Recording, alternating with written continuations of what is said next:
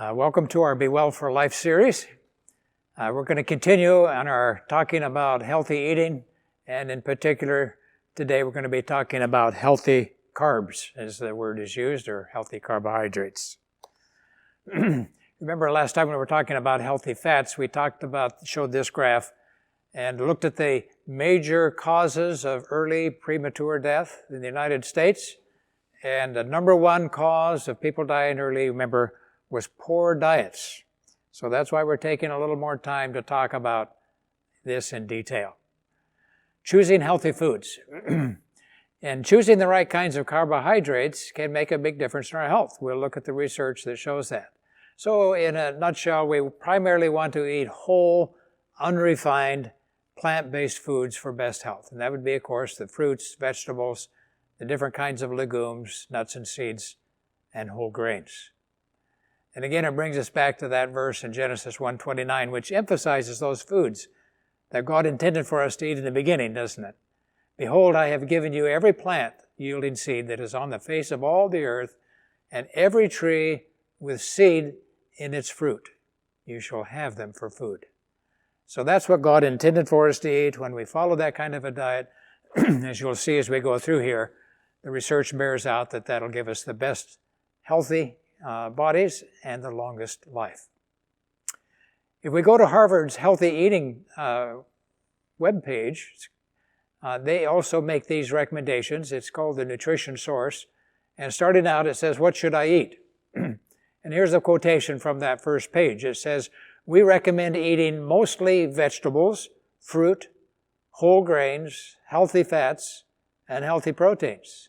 Sounds just like our reading from that Bible verse, doesn't it, in Genesis? We also suggest drinking water instead of sugary beverages, and it's important to stay active and maintain a healthy weight. So boiling it down into a few sentences, that's their recommendations of what we should eat. We'll see that it's important that we eat a moderate amount of carbohydrates. And today we hear a lot about, just like we used to hear about fats. All fats were bad, they thought, so cut out all fats in the diet. The latest thing is carbs are bad. Cut out carbs in your diet. You shouldn't have too many carbs. Well, we find that a moderate intake of somewhere around 50 to 55% of the calories eaten as carbohydrate is ideal for having the lowest mortality and living the longest life. And we can see that in the next chart here. In this graph, you can see that line as it comes down. At the bottom of the chart, we see the amount of energy or calories from carbohydrate in the diet, and on the left we see the hazard ratio, with that 1 being the lowest mortality, and anything above 1 shows an increase in mortality. So notice as the carbohydrates go less than about 50 to 55 calories, notice that bar on that little line graph on the left goes up pretty high, doesn't it? It goes up to 1.2 to 1.4 to 1.6 times increased mortality from any cause. Or if we eat too many carbohydrates even, it can go higher too, can't it? So what they're recommending is that for best health, it says those on a low carbohydrate diet, if they have less than 40% of their calories from carbohydrate, they had a 20% increased risk of dying, mortality, shortened their lifespan by over 4 years. So go on a real low carbohydrate diet is not the best for good health. Now, unhealthy carbohydrates are the ones that we need to be careful of and cut back in our diet. They're the ones that's given carbohydrates the bad name. And examples, of course, would be our soda pop or soft drinks, the sugar and candy and sweets, the white bread, white rolls, and the pancakes and the waffles and all these things that's made from the white flour, and the white rice, and the refined breakfast cereals, and the French fries and the snack foods and the pastries and the cookies and the cakes. You see, these are the kinds of carbohydrates that aren't good for us, but they're the kinds of carbohydrates that many people eat. And so in that sense, those kinds of carbohydrates do cause problems. On the other hand, healthy carbohydrates are plant-based foods that are not been highly refined or processed. They're more natural in their more natural state. They're higher in dietary fiber. They're naturally higher in antioxidants and phytochemicals, those substances put in foods to protect our health, help us to have longer lives. These kinds of healthy carbohydrates, because they're less refined, they're absorbed more slowly, and they normalize our blood sugar and insulin levels so they don't go very high or real low. and they're moderate in calories, so to help prevent excess calories and obesity. And of course, examples would be, as we mentioned earlier, the fresh fruits, and there's all kinds, aren't there? I love the berries and the melons and the citrus and the apples, all kinds of choices. And, we should have several servings of those, 3 or 4 servings of these healthy foods every day. And then, of course, all the kinds of vegetables, and especially the leafy greens and the carrots and the peppers and the tomatoes and all these bright colors. Very healthy for us. And by the way, this group of food is the lowest in calories of any food as well. And legumes, there's a whole variety of legumes too, aren't there? There are peas and beans and lentils and soybeans and garbanzos and chili beans and white beans and black beans. So there's a large variety, and these foods we'll find are high in carbohydrate, but they're also good in protein, plant proteins, and very healthy for us. We're going to talk about those. And then, of course, whole grains themselves. That would be the oatmeal and the whole wheat bread and the whole grain cereals, and can even have whole grain pasta, can't we? Brown rice, those kinds of things. Those are the kinds of carbohydrates that's best for us. We're going to talk about eating more of those kinds. And we have research to show that they actually help to reduce obesity. They help keep our blood pressure lower. They lower the risk of diabetes significantly and heart disease. And because of the high fiber and so on, they lower the risk of cancer and protective against strokes and digestive problems such as constipation and diverticulosis. So if we cut out all the carbohydrates, we're more likely to have some of those problems because the healthy carbohydrates prevent those. So we have 4 healthy goals we want to talk about. We're going to talk about eating more fruits and vegetables. We'll look at the research on that. And choosing more whole grains. We'll see the value of why that's important. And we'll talk about the glycemic index of foods, which measures how fast food is absorbed in our body. It's making our blood glucose levels climb high. And if they get too high, of course, they cause problems in our health and can lead towards a higher risk of diabetes and whole host of problems that diabetes brings on. And then, of course, the last one, just eating more whole, high-fiber foods, food in the way that they're growing, and large amounts of fiber is protective to our health. So let's look at this first one, eating more fruits and vegetables.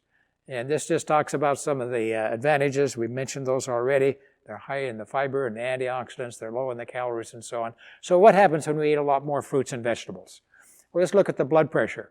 Here we can see a large study. Notice 512,000 people, men and women, and they followed them for several years, and they looked at the kind of foods that they were eating, in this case, fruit, and their fruit consumption, and how many servings they had per week. And you can see the number along the bottom of the graph.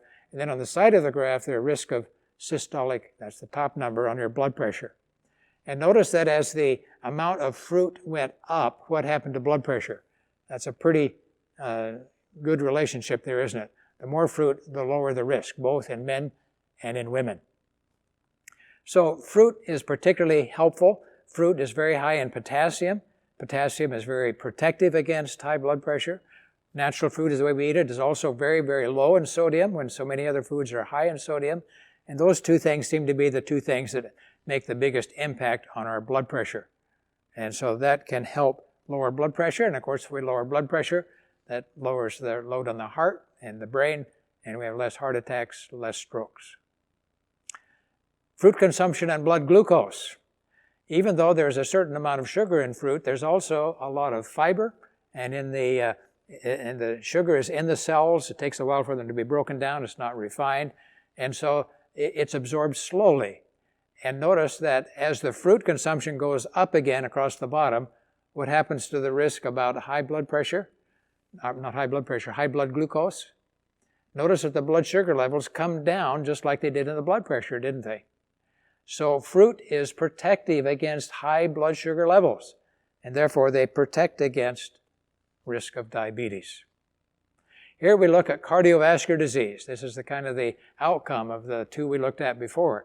So that if you have more fruit, again along the bottom, the risk of dying from heart attacks or strokes, the more fruit you eat, you see that those points going down there and that trend in the dotted line, that the risk goes down significantly, cutting the risk of heart attacks and stroke deaths by almost half when a person is eating a lot more fruit on a regular basis.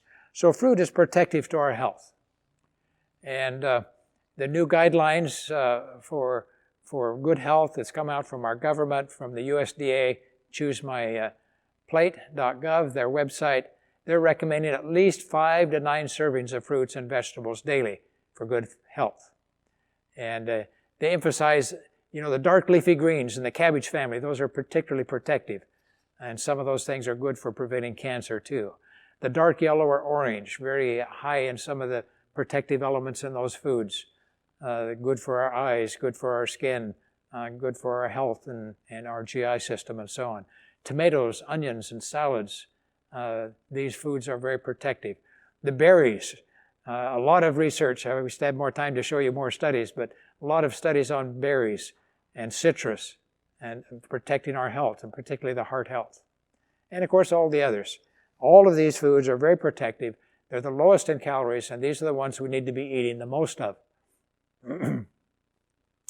Now, let's look at some of these, and this study is looking at fruits and vegetables and how it might prevent strokes. There's 2 kinds of strokes. There's the ischemic. That's when the blood vessels get plugged up and you can't get the blood through, can't get the oxygen through, and if it's going to the brain, if the brain doesn't get enough oxygen, those brain cells will die, and that's what we call a stroke. And then a hemorrhagic stroke is often caused when the blood pressure gets high and one of those vessels will rupture. So either one of those can do damage and can cause death. And you'll see there that as the servings of fruits from 0 to 2 per day, the green being the ischemic strokes and the yellow the hemorrhagic, but notice as the number of servings goes up per day, what happens to the risk of stroke? That's pretty dramatic, isn't it? Now, I don't know about you, but in my family, my father died of a stroke, my mother died of a stroke, my grandfather died of a stroke. I like to eat lots of fruits and vegetables, and I'm hoping that's going to help. As it's showed in this study, for every 3 servings of fruits and vegetables a day, there was a 45% decrease in the risk of sudden death from stroke. So that's like good medicine, isn't it? When you eat that apple, that orange, those strawberries, the raspberries in the morning, think of them as good, healthy medicine for our bodies. How about cancer? I want to prevent cancer too. And here we see the same thing, don't we? The number of servings of fruits and vegetables along the bottom. And this is a large study, 84,000 men and women. And they looked at them over 7.7 years and look at the risk of mortality from cancer as it goes down. And those people who had the most, again, notice at least 7 or more servings of fruits and vegetables a day cut the risk of cancer, in this case, by 25%. So that's good news, isn't it? Eating more fruits and vegetables can lower a risk of cancer. How about cardiovascular disease, CVD? That again would be heart attacks and stroke. And you can see the number of servings in that same study along the bottom. And again, the risk for cardiovascular disease drops. Those who again are getting the 7 or more servings a day cut their risk of stroke by, how much would that be? It's 31%. Is that worthwhile? I think so. And it's nothing that's going to take anything away from us. They're fun to eat, aren't they? And then if we just look at total mortality, whether it's heart attacks or strokes or cancer or diabetes, whatever it might be, notice again, as the servings goes up, mortality goes down. Those who are eating 7 or more servings, total mortality was 42% less than those who seldom ate fruits and vegetables. So one positive thing we can do to have good health and live a longer life is to eat more. In the healthy eating plate that the government has put out, and Harvard has their rendition of it here, they recommend that half of every plate that you eat should be vegetables and fruits. So it's kind of put that little visual in your brain, and when you're looking at your food, do you have at least half of your plate with fruits and vegetables? If not, add on a few more. And the other half would be a fourth whole grains, the other fourth a healthy protein. But more fruits and vegetables are trying to get all of us half of what we should eat at every meal. Now, they're also good sources of antioxidants. And of course, we learned a lot about antioxidants in the last few years. A whole host of substances that act this way in our body, and they protect our body from the oxygen that's in our body and from the pollution that's around us and from other kinds of inflammation and so on. They protect our DNA, they protect our cells, they help slow the aging process. And so foods that are high in these kinds of foods help us to live longer, fuller lives. And these are just some of I just took a list. They have a way of ranking these, and I just took some of the very highest. Remember kale? We hear a lot about kale today. It's a very dark leafy green. It's just full of lots of antioxidants. Beets are very colorful, aren't they? The red peppers, broccoli, all those things that are very colorful seem to be the very highest. And so all of those kind of foods are good for us. They slow down the aging process. The same thing with fruits. Blueberries, strawberries, raspberries, all of these brightly colored fruits and so on. They, again, high in antioxidants, and it's good for our cells, and particularly to our brain. I went to a nutritional conference, and they were telling stories about how these foods protect the brains. And they're doing research, and they have rats now that develop Alzheimer's. And they would let these rats, put them on a poor diet, and after a while they developed Alzheimer's disease. And they would give them tests to see how the brain was working. And one test would, of course, be to put a cheese in a maze, and the rat would have to find his way through the maze to get into the cheese. A healthy rat doesn't take them very long. They can get there and get that cheese in a little bit. But once they develop Alzheimer's, they get lost in the maze, and pretty soon they just give up. Another one was they had a little log floating in the water, and the two little stations on each side, the rat on one and the cheese on the other side, and the rat would have to balance on that little log to get across and get over to get the cheese.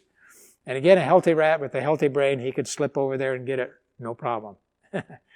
Then they developed the rats with Alzheimer's, and then they did these same tests, and they showed that they weren't able to walk the log. They'd just fall off and so on. The brain wasn't working well. And they said, well, now what will happen if we put them on really healthy, high antioxidants in their diet? So they put them on two foods, very high. One was a dark leafy green vegetable, spinach, and the other one was what you see here, berries, particularly blueberries. And they fed them lots of these things after they already had Alzheimer's disease. And after a few weeks on the really healthy, high antioxidants diets, they began to perk up. The brains began to work better. And they would put them on in the maze, and they would go right through and find the cheese. They'd put them on the little log that would float in the water, and they could balance on that and get across and get the cheese and do real well. It was a real interesting experiment, just a simple one. But it shows the value of these things in keeping our body healthy, and particularly the brain. Now, we don't have the same reversal studies with humans, because it probably takes a lot longer for it to develop, and we usually start after the disease process has gone a long ways, and a lot of our brain cells are already destroyed. But we do have a lot of research to show that the foods high in antioxidants help to keep the brain healthy so that it won't develop these problems. Cancer, same thing. These antioxidants are very helpful in preventing, keeping the cells from developing cancer. And so when we looked at the American Institute for Cancer Research, they had 4 key guidelines for preventing cancer. Notice the first one, it says, choose predominantly, what? A plant-based diet rich in a variety of vegetables, fruits, and legumes, just like we've been talking about. Those are the foods that are protective.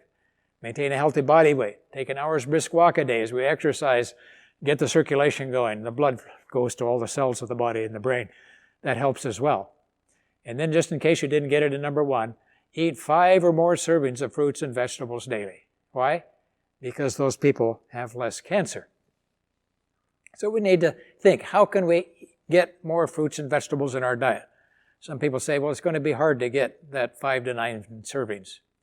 Well, here's some ideas. Keep raw vegetables ready to eat in a clear container in the front of your fridge. If they're there and handy and it's all ready, they make good snack foods. I like these little carrots that you can get, and the little tomatoes, the little round ones that we put in our salads and so on. And it could be all kinds of little fresh things that they're there, and then we can eat them more often, put them on our plates. Same thing with fresh fruits. We like to have on our counter. We have oranges and apples and bananas and all different kinds of fruits. And in the fridge we have the berries and the strawberries and the blueberries and the raspberries, and and have them ready there. And then every meal have some of these kinds of good things for us. Salads. I hope you like salads. I love salads.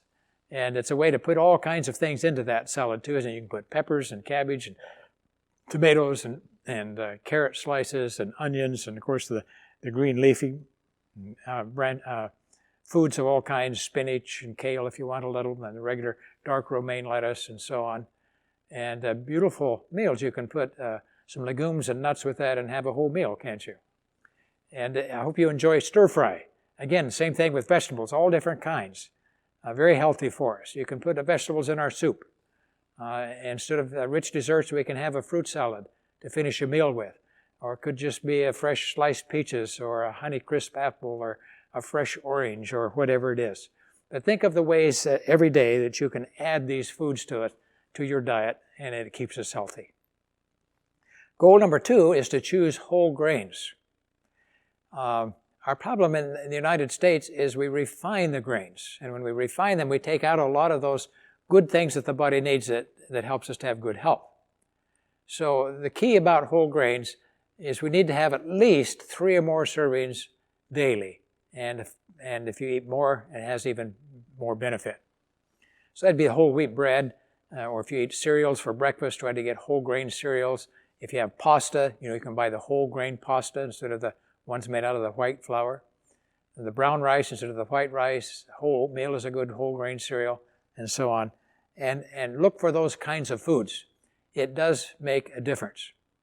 Now here's a study of over 26,000 people. They were all Adventists. It's from the Adventist Health Study. They simply asked, what kind of bread do you normally eat on a daily basis? Do you usually eat white bread? Do you usually eat whole wheat bread? Or some of both? And look at the difference. After many years, they went back and they looked at who had heart attacks and who didn't. And those who used the whole grain breads most all of the time, notice that they cut the risk of a heart attack almost in half. Isn't that amazing? That's a small difference, it seems like, but it makes a big difference in our health. So look for the whole grains rather than the refined foods.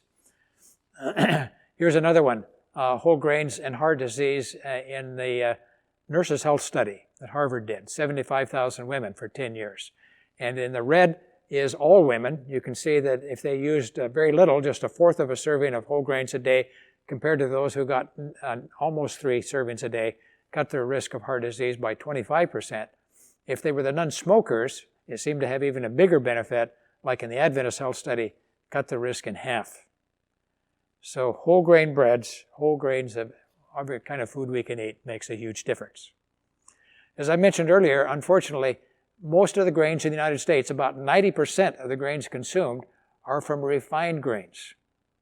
And this is what happens when you take a good whole wheat, for example, and you mill it, and you take out the germ, and you take off the outer fiber layer around the outside, the bran, you take away most of the nutrition. And this just shows the comparison.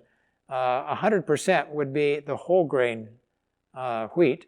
And then when it's made into white flour, notice only 46% of the calcium is left. Only 16% of the magnesium, in other words, 84% is all taken out. And magnesium is important if you want to prevent diabetes and some of these things. It's protective against that.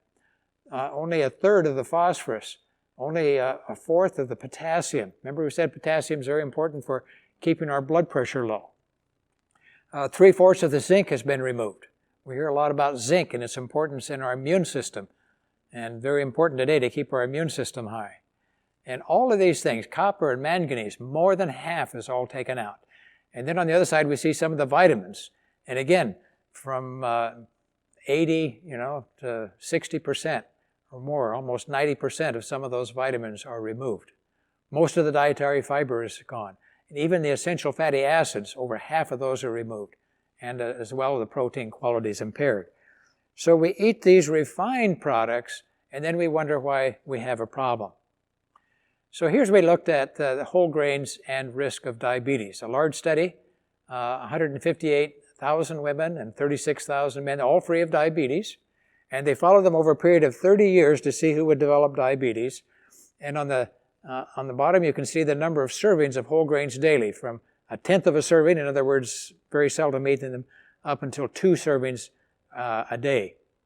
And just because we don't use many whole grains, they didn't have very many. I guess they ate 3 or more. But even if they got 2 servings a day, notice it cut their risk of diabetes compared to the person who didn't use any whole grains by almost half. Would you like to be able to prevent diabetes? Choose whole grains. Here's another study. This was done in Finland, where they have a little more whole grains available. And so we can see that they've got higher levels. But notice, as the low intake is the red bar of whole grains, and if they had a high intake, 3 or more servings, dropped it by a third, the risk of diabetes. But those who had even higher levels, they ate a lot of whole grain cereal, fiber. Notice they reduced the risk of diabetes by 61%. That's 2/3 almost decrease in risk of diabetes. You know, diabetes is one of our rapidly growing diseases in the United States. And it's estimated that we may eventually, we have about 1 out of 3 adults right now who have prediabetes. And every year it keeps getting higher and higher. And it's also one of our most deadly diseases, and it's certainly the most costly. So we can do a lot to prevent that by choosing whole grains. So what are the best grains? Oatmeal is excellent. It is a type of fiber that's in oatmeal that is especially protective. Brown rice is excellent. The whole grain breakfast cereals are the kinds that you would eat. Whole grain breads. Anything that has a lot of fiber in it is protective against diabetes. Well, how about the brain and stroke? Here we see the difference in using whole grains, and you can see those who use none, those who have 1 serving a day, or those who have 3 or more, and notice that dramatic drop in risk of stroke.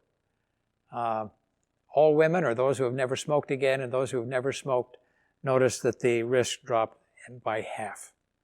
Well, that's huge. You know, strokes are one of our leading causes of death in the United States.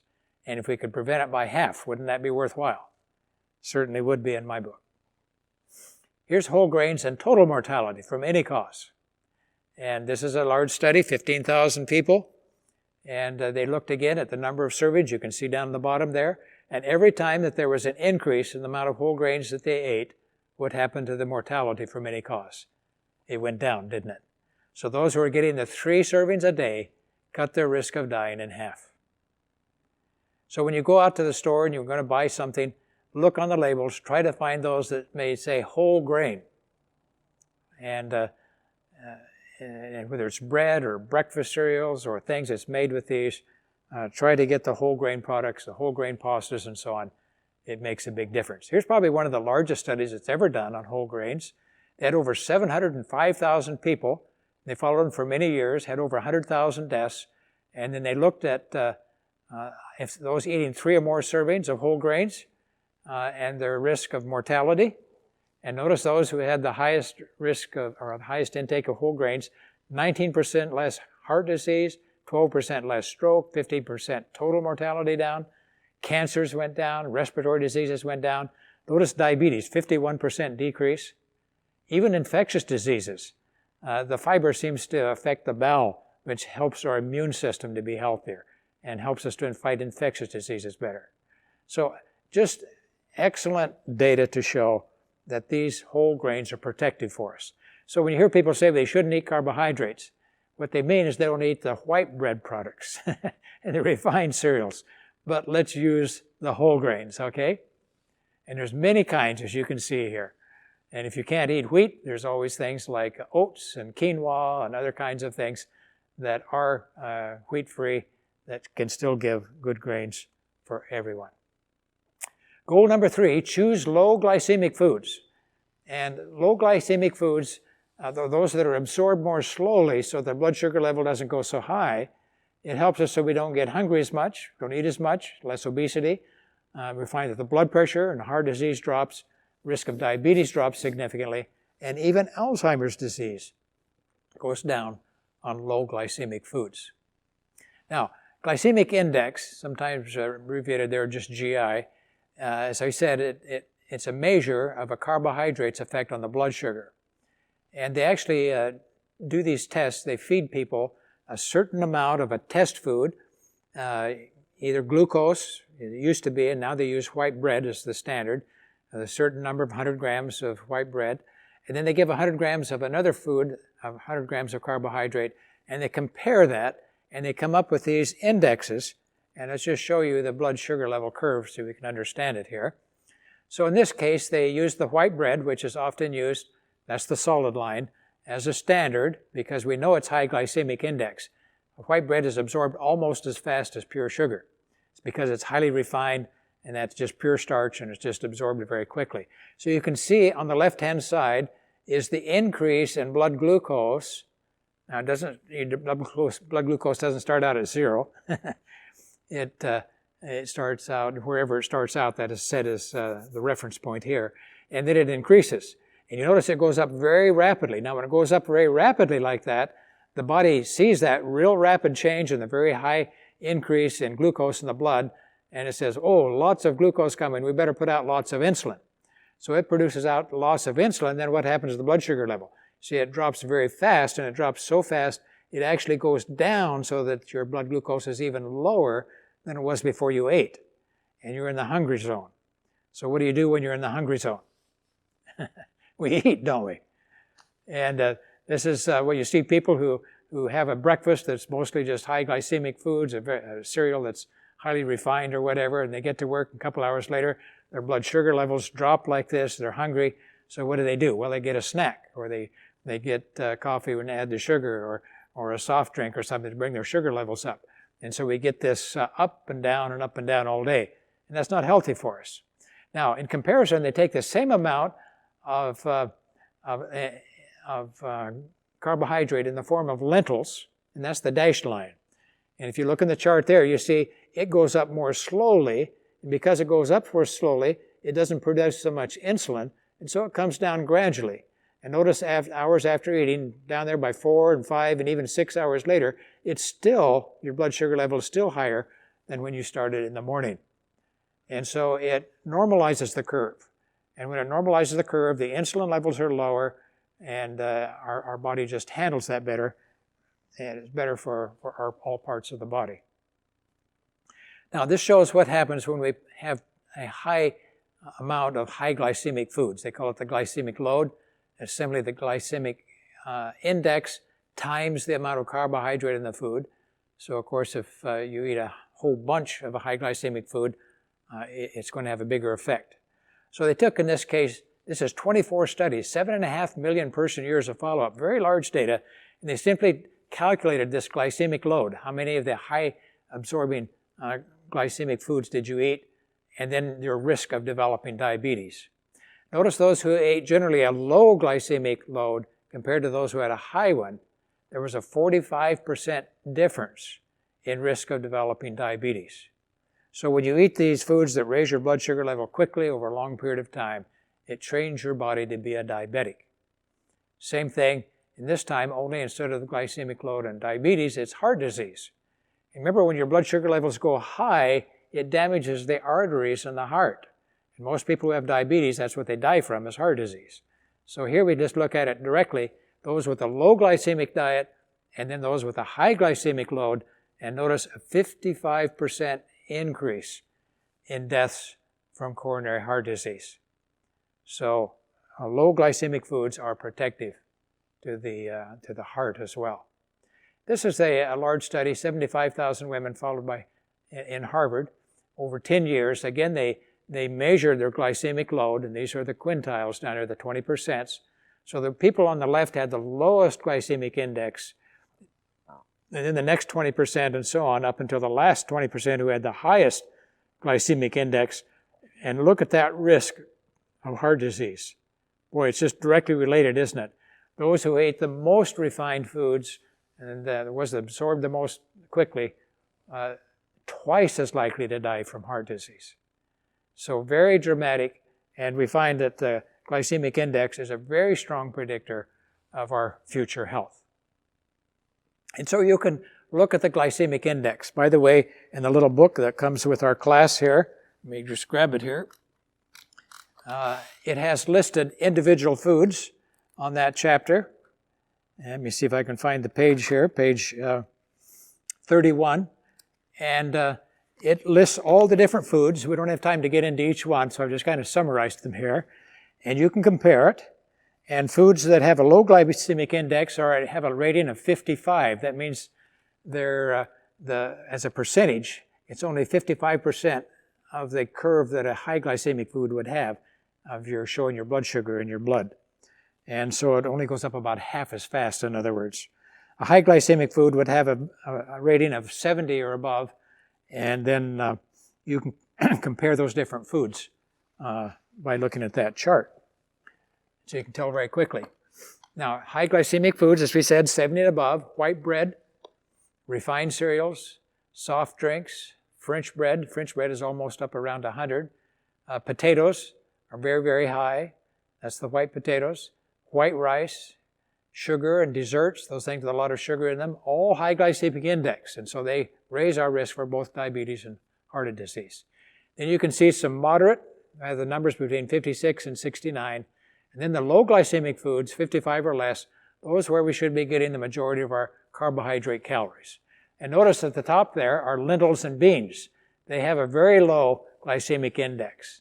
And the leafy vegetables and the fruits like oranges and apples, we might think that they'd be high because they have sugar in them, but they're not, because the sugar in them is absorbed very slowly. It has the fiber and the cells packaged around the sugar and so on, so that it's absorbed slowly.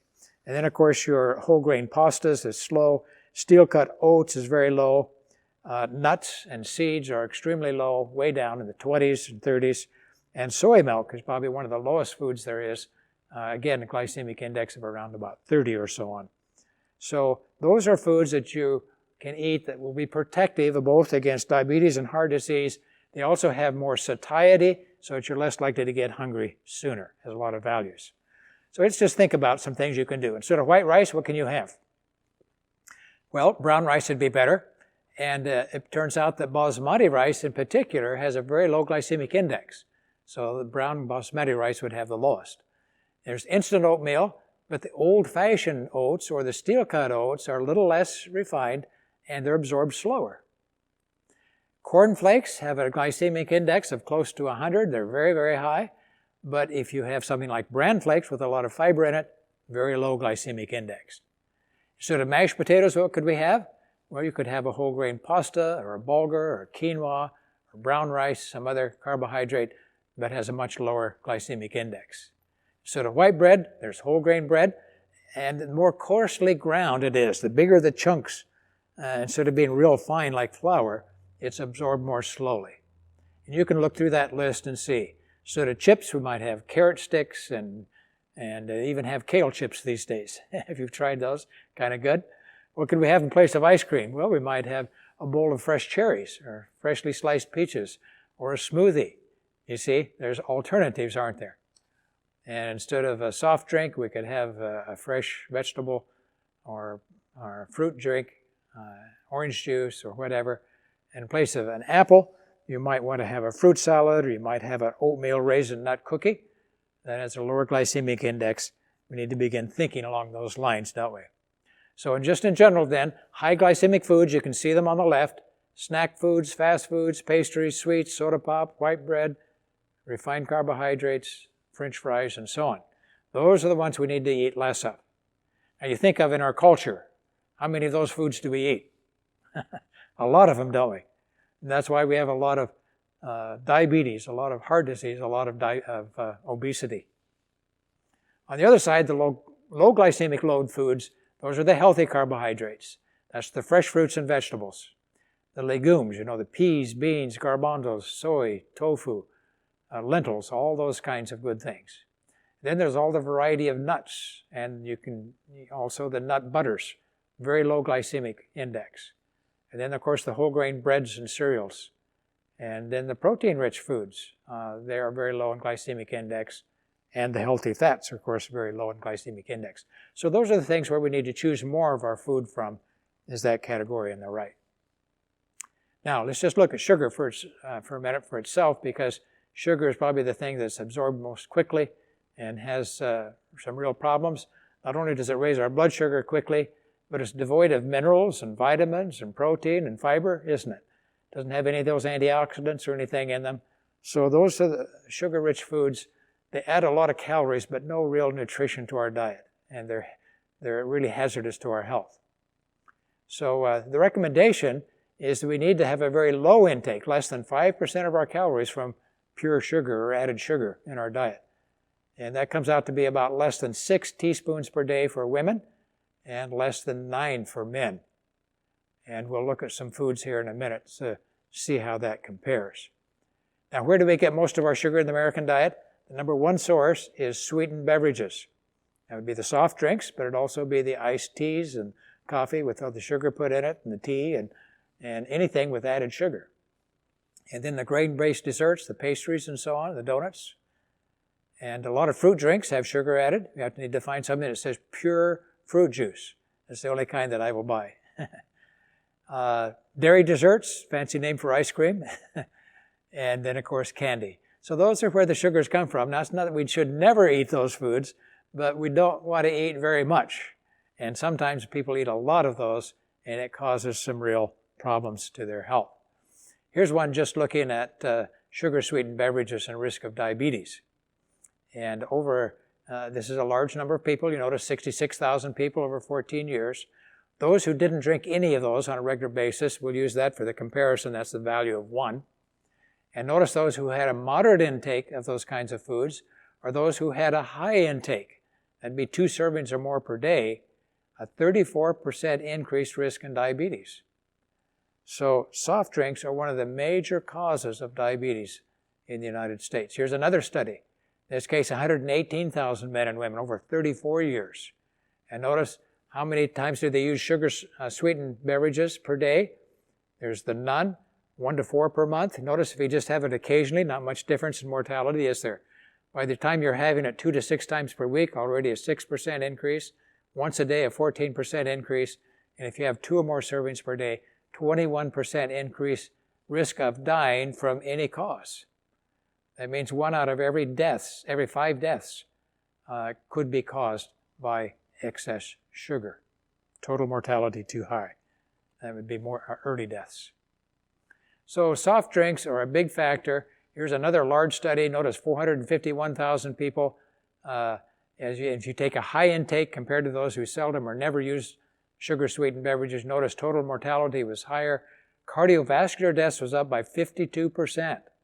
Digestive disease deaths by almost 60%. Cancer up by 25%. And who would have thought even Parkinson's disease up by nearly 60%. So soft drinks are something that we should very seldom use, once or twice a year. Won't hurt you. But if you're drinking them every day, that's a big problem. Here's how it shows sugar, how it affects the HDL cholesterol levels. And this is why heart disease was up by 50%. You remember we talked about HDLs, high-density lipoprotein cholesterol. That's protective to the arteries. The HDL particles go through our arteries and pick up the excess cholesterol, carry it out of our body and clean our arteries. So the higher the HDL, the less heart disease we have. Now notice in this graph, if you look at the added sugar along the bottom of the graph there, notice that if you're eating very little sugar, less than 5% of your calories is what's recommended, you see that risk of death from, your HDL levels. And then as it goes up, notice that each time the sugar level goes up, your HDL levels fall significantly. And so when the HDLs go down, that means you're more likely to have heart attacks and strokes. And that's what we see from this study here. From JAMA Internal Medicine, they simply looked at your sugar intake as percent of calories along the bottom. And it shows again, every time there's an increase in sugar, what happens to your risk of heart attack. And those 20% of the people who eat the most sugar in the United States, twice as likely to die from heart attacks and strokes. We didn't realize this until more recent years. We used to look at always, the saturated fat and the cholesterol and so on. But high levels of sugar in their diet can be just as lethal or more so than some of those dangerous fats that we've heard about for a long time. So let's just look at a few. Where do we find sugar? Keep in mind that women ought to have less than 6 teaspoons, men less than 9, simply because they're bigger. That's the only reason. And notice one piece of cake, 10 to 11 teaspoons in one serving. 8 to 10 in one piece of pie. You get as much or more than you need for the whole day in one serving. Ice cream, 10 to 12. A soft drink, 12 ounces, 10 to 12. And you can look down through there. Look at that Starbucks Frappuccino Grande. What is that? 14 teaspoons of sugar in one serving. Huge amounts, aren't they? And even in things like canned fruit, a half a cup gives you 3 teaspoons. So we have to be careful to keep sugar as low as you can. Look at the labels, see what it says there, and try to meet these goals. The American Heart Association has set these standards for limiting sugar because it has such a detrimental effect to our health. Now, a lot of times the sugar is hidden. We don't see it. And we don't think of canned vegetables. Even canned peas and some of these vegetables will have sugar added. Most fruit juices and lemonade, of course, has a lot of sugar added, doesn't it? But things like even ketchup and steak sauce has a lot of sugar. And, of course, candy and jams and syrup and so on, very loaded with sugar. Granola bars, breakfast cereals. You know, some of the breakfast cereals have more sugar in them than they actually have from grains. And that's certainly not good, is it? But it's added to a lot of things. You can see the list of things there. And so, again, you can look on the labels, and the Food and Drug Administration now is requiring food manufacturers to put how many teaspoons of added sugar is in these different foods, so you can look it up, try to keep your daily total below those goals. Now, the last goal, eat more high-fiber foods. We find that the fiber in foods is particularly helpful to us.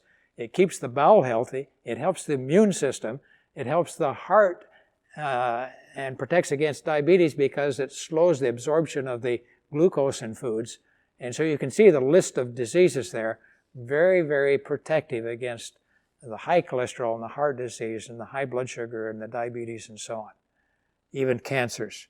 So watching to choose foods that are high in fiber, very important for our health.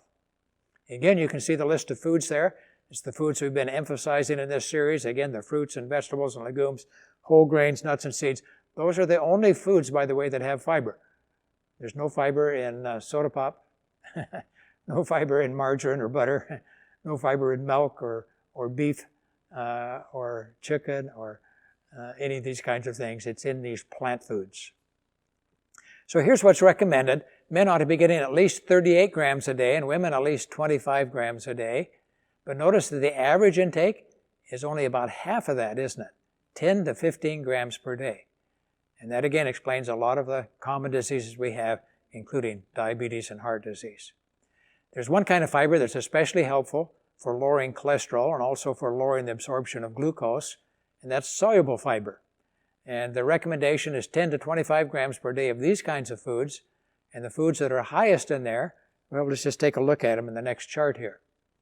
And thinking of getting 10 to 25 grams per day of this is very helpful for lowering the risk of heart disease and diabetes. And you can see some of the things there. Oatmeal is a good one, isn't it? Flax or sunflower seeds contributes. Nuts are good. Look at that one, psyllium seed. 1 tablespoon, 5 grams. Well, where do you find that? Well, that's what they make Metamucil out of. So a lot of people that are trying to keep their risk of heart disease and their cholesterol down and their glucose down will take that Metamucil and put it in a glass of water, a tablespoon, and have a glass in the morning and the evening. And a lot of research shows that that significantly drops your cholesterol level. Helps keep your arteries clean, helps to manage diabetes. But fruits are good, aren't they? And then notice down there beans. 4 to 6 grams per serving of beans. Beans are the richest source of fiber of any food group that you're going to eat, and particularly the soluble fiber, very good. Even avocados are excellent down there, aren't they? And even sweet potatoes. So think about those kinds of foods. So here's just some practical suggestions on eating more fiber. You can see the amount of grams over on the right. We won't take too much time on each one, but we notice that fruits are good, aren't they? Notice there from 3 to 5, some of them blackberries, 7 grams of fiber in 1 serving. Blueberries, 4 grams. Some of those are very high, aren't they? So fruits, very good.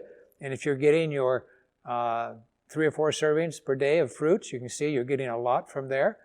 And then the vegetables, if we're getting our 4 or 5 servings of vegetables a day, notice they give from about 2 to 4 grams of fiber for every serving. Green peas there, about the highest because they're in the legume family, aren't they? So that's good. Sweet potato again, 3.8, that's excellent. And then the grains. What we want are the whole grains. And sometimes you can get grains with the extra fiber in it, like bran flakes. Notice the cereal there, 5 grams per serving. When I try to get a cereal that I'm going to eat, a dry cereal, I try to find one that has at least 5 grams of fiber per serving. It's a little hard to find sometimes, but if you look, you can do that. And those are the best ones to have for good health. Oatmeal, not even a full cup, has 3. And you can look on down there. Brown rice, of course, is excellent. But notice white rice, less than half the fiber. And the same thing on the bottom. You know, a cup of Wheaties gives you 3 grams, which is good. White bread gives you only 0.6. And I think later on we show some other things that's even lower than that. So if you look at the whole grain and then the refined grains, huge difference in the amount of fiber per serving. And now we look at the legumes. Notice those. And black beans, very high. Bean burrito, 15 grams of fiber in 1 serving. There's a lot of beans there. Chickpeas. And of course, if you don't raise them all to 1 cup, you would double those values. Hummus is very good, made out of garbanzos. Lentils, even just a half a cup, almost 8 grams. And you can look on down through there. Pinto beans, very high. Tofu comes from legume, and so it's a good source.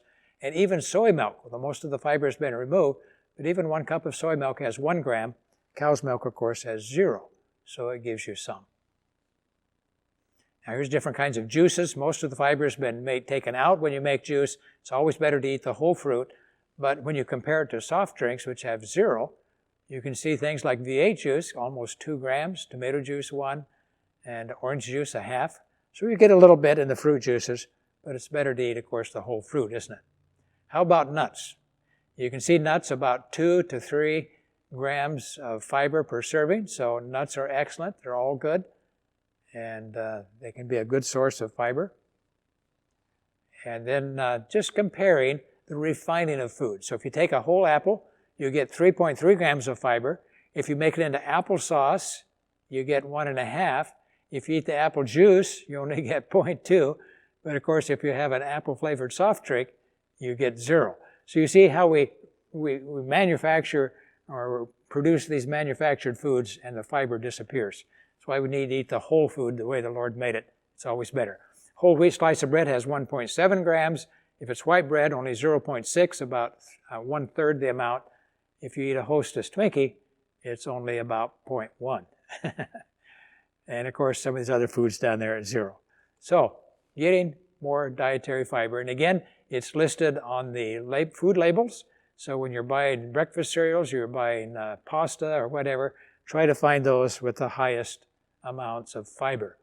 My favorite pasta right now is made out of lentils. I get 7 grams of fiber, plus a lot of protein as well in that kind of a pasta. Okay, so we're going to just summarize. We've talked about varieties of things we can do. In your book, if you're following along, again, read the chapter about healthy carbohydrates and review it. You can see whole tables of fiber in foods and glycemic index of foods, a lot more information. You might even want to keep track of how much fiber you eat per day. It has the amount of fiber in most common foods, and you can do that and see how close you get to that 25, 28 grams, 38 grams per day that's recommended. And of course, continue tracking your exercise miles, your other health goals that you're working on by keeping the records and writing them down in your book each day. Puts it into our mind. We're thinking about it. We're making changes. And week by week, as we begin to do these things, our lives will become healthier and we'll develop better habits as we go through this series. So, I think that's about it for your fruits and vegetables. Aim for the 5 to 9 servings of fruits and vegetables per day. I think there's a place for you to record that in your book here too. And just see how you do. And encourage other family members as you're learning these things as well to put these into practice. Very good. Thank you. And we'll see you in the next presentation.